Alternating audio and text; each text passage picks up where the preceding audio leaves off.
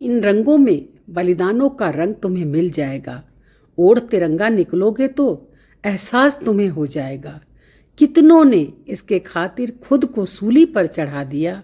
इतिहास के पन्नों में पढ़ोगे तो मिल जाएगा। नमस्कार दोस्तों, हमारी आज की कहानी माँ का दुख भी देशभक्ति की ऐसी ही एक कहानी है जिसे पढ़कर आपका मन भी देश प्रेम से ओतप्रोत हो जाएगा। तो चलिए सुनते हैं अपनी आज की दिल को छू लेने वाली ये कहानी। बात आज़ादी के पहले की है।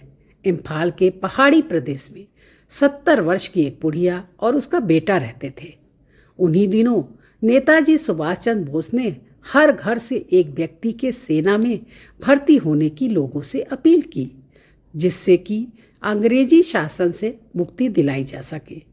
बूढ़ी माँ की बड़ी इच्छा थी कि उसका बेटा भी देश के काम आए। माँ की इच्छा को जानते हुए पुत्र ने भी खुशी खुशी सेना में भर्ती होने की ठान ली। अगले ही दिन वह युवक नेताजी की फौज में भर्ती होने के लिए रंगरूटों की पहली पंक्ति में जाकर खड़ा हो गया। कर्नल के पूछने पर उसने अपना नाम अर्जुन सिंह बताया और आयु 20 वर्ष बताई।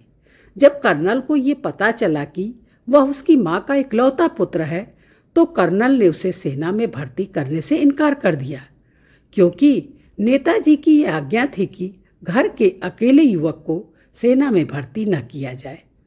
उस युवक ने कर्नल से बहुत अनुनय विनय किया कि वे उसे सेना में भर्ती जरूर कर लें, परंतु नेताजी की आज्ञा को भी तो टाला नहीं जा सकता था। बहुत हताश युवक घर लौट गया।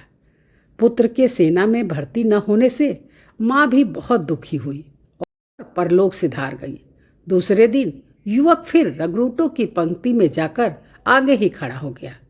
कर्नल को जब यह पता चला कि युवक के सेना में भर्ती न किए जाने के दुख में उसकी माँ परलोक सिधार गई और जाते जाते यह कह गई कि मैं तुम्हारी माँ नहीं हूँ, मैं तो तुम्हारे मार्ग की बाधा हूँ। तुम्हारी असली माँ तो भारत माता है और मेरे मरने के बाद तुम उसी की सेवा करना। तो कर्नल को बहुत दुख हुआ। उन्होंने युवक की वीर माता को सलामी देकर श्रद्धांजलि दी और युवक को सेना में भर्ती कर कप्तान नियुक्त किया।